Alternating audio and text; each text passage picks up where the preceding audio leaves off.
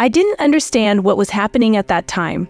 Almost 10 years ago, I was in my 30s and had recently married my husband. He had been working hard even before we got married, so I anticipated life to be tough. However, he would often stay away from home for long periods, leaving me lonely. Initially, I tried to let him relax when he was home. But as time passed, my frustration grew, and I became harsh with him. My husband attempted to calm me down, but if I remained unsatisfied, he would start to ignore me. I wanted his attention, despite his busy schedule, because we were married. However, my emotions clouded my judgment, and I couldn't see him objectively anymore. Whenever I picked fights, he would reassure me that he would settle down soon and take me to the island I liked. But it never happened. I felt as though work was more important to him than our relationship. Despite my hurtful words, my husband didn't take them seriously, which made me realize our marriage might be ending. He could sense my detachment, and I suspected he wasn't faithful. One day, I found evidence of his infidelity: a hotel receipt and membership card in his suit pocket. It seemed he had found someone else to be with. Feeling betrayed, I decided to go out and make plans for myself, but the fun eventually wore off. I grew tired of pretending to be happy.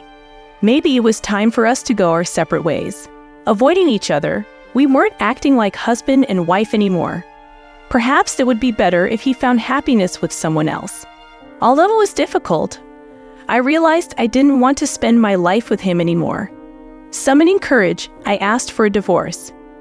I found myself pondering if there were any other options besides ending things, but it appears my husband has found a new girlfriend. After much thought, I decided to reach out to him via text, asking him to come home early so we could talk. His swift response gave me hope that perhaps he didn't want a divorce, despite my own certainty. However, it soon became clear that my husband was also seeking to end our marriage, and the realization hit me like a ton of bricks. The thought of my husband's heart belonging to someone else caused my own heart to race uncontrollably, leaving me struggling to catch my breath. Determined to handle the situation with grace, I resolved to at least part ways with a smile. As I awaited my husband's return home, the weight of the impending conversation hung heavy in the air. When he finally arrived, I noticed a significant change in him. He appeared thinner and distant, though his kind eyes and familiar tone remained. Despite my efforts to maintain a respectful dialogue, frustration began to boil within me as he remained mostly silent, offering only brief responses. Feeling dismissed and unacknowledged, I couldn't help but demand more from him. Why wouldn't he share his feelings with me, his soon-to-be ex-wife? As our conversation escalated into an argument, I longed for him to break his silence and engage in a meaningful exchange. So, I mustered the courage to confront him about his new girlfriend. He probably assumed I was clueless, but if he knew I was aware of everything, he'd likely become defensive. Seeing his surprise, I couldn't resist a laugh at his puzzled expression. His attempt at humor broke the tension, and for the first time in what felt like ages, we shared a genuine laugh. Despite the seriousness of the situation, it felt like a ray of light amidst the darkness. After this unexpected moment of connection, we were able to communicate more openly. It was a peculiar feeling, perhaps fueled by the revelation of my awareness of his affair. My husband's demeanor seemed to transform, his face showing signs of rejuvenation. "I don't want to part ways because I dislike you," he admitted, softening the atmosphere with his honesty. Agreeing to my suggestion, we decided to sort through our belongings, preparing for the possibility of leaving at any moment. Each item held precious memories, yet I found myself wanting to conceal them for a while longer. My husband's willingness to let go of cherished possessions as part of his atonement left me in awe. As we tidied up the room, his eyes glistened with unshed tears, mirroring my own emotions. His remorse was palpable, and I couldn't help but empathize with his sorrow. "You still have time to reconsider," he offered, his voice tinged with regret. We proceeded with the cleanup, taking it one step at a time. After the exhausting task, I decided to take a break, allowing myself a moment of respite. Despite the betrayal, the prospect of seeking compensation from my unfaithful husband felt hollow. It was evident that our relationship had already reached its end, leaving behind a trail of shattered trust and unspoken regrets. As I prepared for bed after my bath, I resolved not to suppress my memories of my husband any further. Yet, as I settled into bed, he entered the room and pulled me close, a gesture both comforting and unsettling. "This feels strange," I admitted, feeling a pang of guilt for his girlfriend. My husband's response was soft and poignant. "Just one more time, I want to be by your side." His trembling arms around me stirred a mix of emotions, and I couldn't help but notice the changes in his body, lighter, more fragile than before. Concerned, I asked if he was all right, only to discover he'd been intentionally losing weight. His admission left me unsettled, prompting me to inquire further, desperate to understand. As I caressed his back, memories flooded back of a once sturdy, muscular physique now altered for someone else's preference.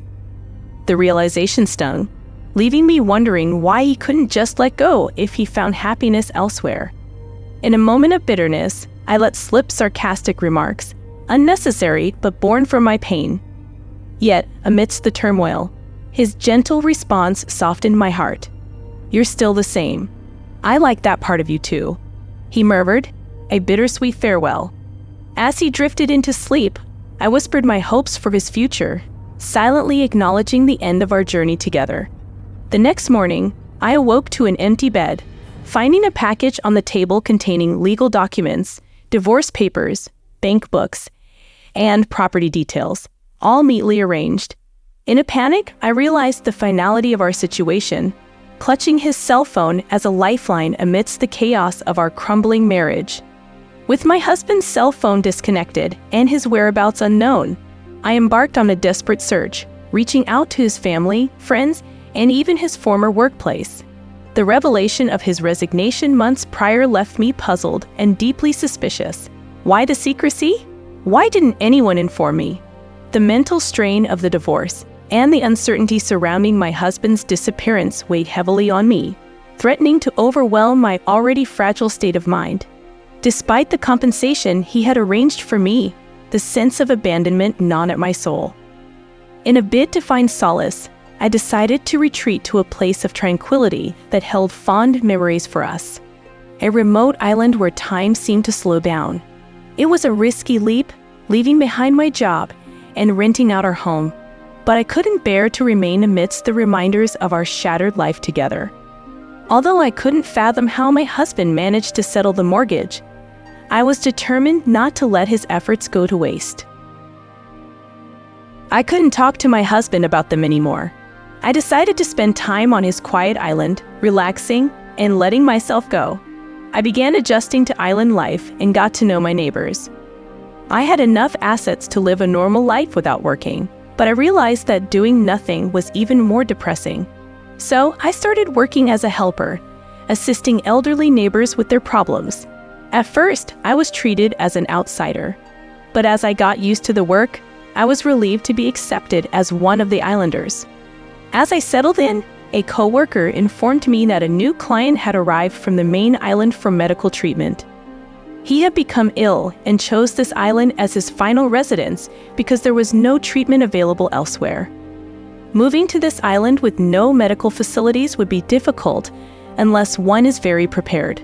I thought being in charge would be difficult when the new client asked for a visit, and I was the only one available. Nervous about his medical condition, I went to his house. We arrived at a small house on a hill with a view of the ocean. It had been vacant for a long time and renovated just enough to keep the wind and rain out. I questioned whether this was the best place for him to spend his final days. With concern, I rang the doorbell. "Come in," a small voice said, barely audible. I gave my usual greeting and entered. I found my client sitting in front of a window, the sun and wind streaming in. I couldn't see his face because it was backlit, so I squinted as I approached. "It's a pleasure to meet you today, sir," I said. As I looked at the face that turned to me, I was speechless. My ex-husband, sat there. We were both taken aback, just standing there staring. My husband initiated the conversation. "You found me out," he said, mischievously smiling like before. "What exactly are you doing here?" I was so confused by my husband's presence, the fact that he wasn't supposed to be there, as well as the information I had heard at work, that I couldn't speak properly. My husband grabbed my hand and forced me to sit next to him. He held my hand until I relaxed. I couldn't think of anything to say to him, and as I sat there, I heard a voice at the door. I wiped my tears and opened the door, where an elderly man stood. He seemed surprised to see my tear-stained face, but he bowed, went inside, and sat down next to my husband. "How are you doing today?" he inquired, speaking in a soft voice. My husband said that there was nothing unusual and began chatting with him. The elderly man was most likely the island's only doctor. I remember my colleagues telling me that there were no inpatient facilities on the island and that the clinic nurse and doctor were the island's lifelines. So it appears that my husband came to the island to spend his final days here. Although it was his decision, I listened intently to their conversation, wondering if there was anything I could do to help. My husband's doctor left after about 10 minutes of casual conversation. I couldn't help myself and ran after him. My flustered appearance seemed to startle him again, but when I told him of our relationship, he seemed to understand. I questioned the doctor about my husband's condition and future treatment, but he said, "I can't tell you without his consent." Maybe he felt sorry for me and said he won't be able to walk by himself very soon. It seemed a shame for him to spend his final days alone, so please be there for him. I was stunned, wondering what became of my husband's girlfriend. With heavy steps, I returned to the house where my husband was waiting. He appeared to have anticipated my questioning the doctor and greeted me with a smile. "You're back," he said. Unable to live without him, I asked to spend the night. My husband's house had only a few pieces of luggage and a couple of futons. It was the first time I'd slept with him since we discussed divorce. As I cuddled up under the covers, we told each other how we got here. Eager to ask about his illness, I decided it wasn't time to talk about painful topics, so we reminisced. My feelings about his relationship with her lingered, and I asked if he hadn't brought her to the island before I asked to stay. He just laughed, and his silence suggested a sad event. Careful not to hurt his feelings, I refrained from asking more questions. The next day, I informed my employer of what had occurred and decided to take some time off. I wanted to spend whatever time my husband had left with him. I took him, unable to walk very far, around the island in a wheelchair. There were places I remembered from my previous visit, places and scenery I wanted to show him for the first time. It was satisfying just being together. I wished we'd been honest when we were married. Even after the divorce, I discovered that my feelings for him grew stronger. But there was nothing I could do about it now. My husband would be confused if I told him.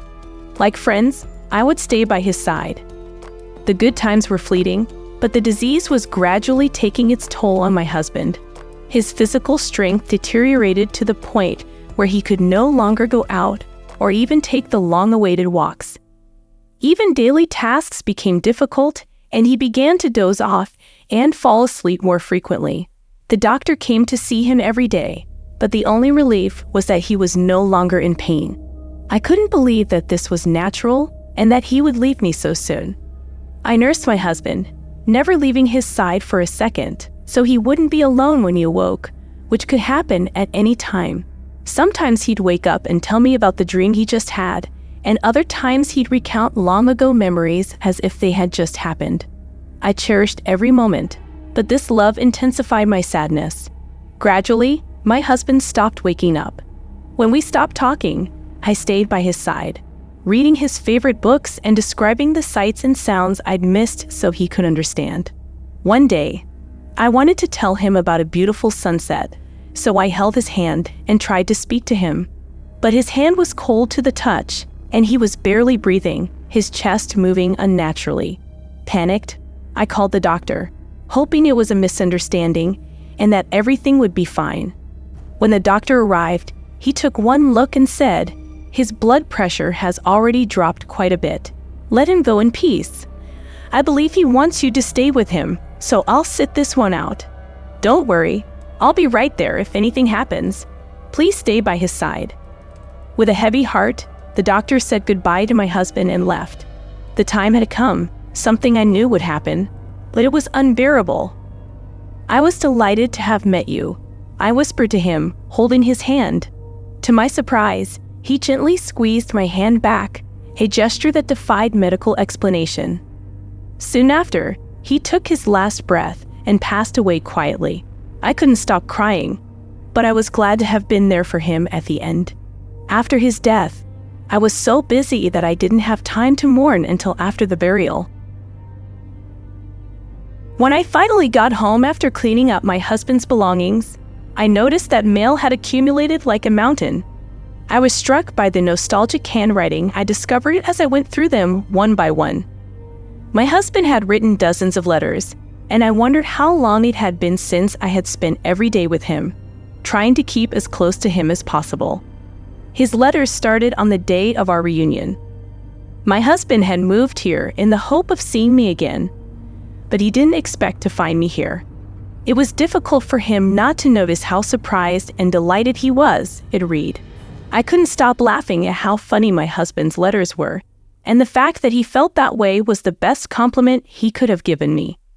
A date and a letter indicated that he had been posting it every day, but his handwriting became dirtier and the length of the letters became shorter as the days passed, clearly demonstrating the progression of his illness. With sadness, I continued reading, but my eyes stopped at one point. He had written the truth about our divorce. My husband's illness started during our marriage. When he discovered it, there was nothing they could do to help him, and the treatment he received as his last hope was ineffective and only had side effects. My husband made plans to divorce me because he didn't want me to spend the rest of my life with this disease, and I fell right into his trap. He had no idea I'd suspect the existence of another woman, but he didn't deny it because he thought he could give a lot of money to me as compensation. Because I no longer required medical treatment, I wanted to liquidate all of my assets so that you could live freely, he wrote. What hurtful words I'd heard from my husband, who had thought so far from me. I sincerely apologized, tears flowing uncontrollably, when there was a knock on the front door. Quickly wiping my tears, I'd opened the door to find my doctor standing there. "What brings you here, doctor?" I inquired. He handed me a sealed envelope, identical to the one I had just read from my husband. He asked me to post it every day, the doctor explained. He wrote a few days' worth of letters before he fell into a coma and entrusted them to me. This is the last letter. He asked me to give it to you when you return home. So that's what this was about. This was my husband's final letter. I thanked the doctor and read it alone, quietly and calmly. I'd opened it to find a thin but clear note that said, "Thank you, I love you." We had come so far, but our hearts remained connected. "I love you too," I said, feeling as though I saw my husband's portrait smile a little. Decades after my husband died, I am still living on this island, now officially recognized as a resident. I built a grave next to where my husband's house used to stand, the day I was sure I'd never leave the island. My husband used to look out the window every day, and I'm sure he still does.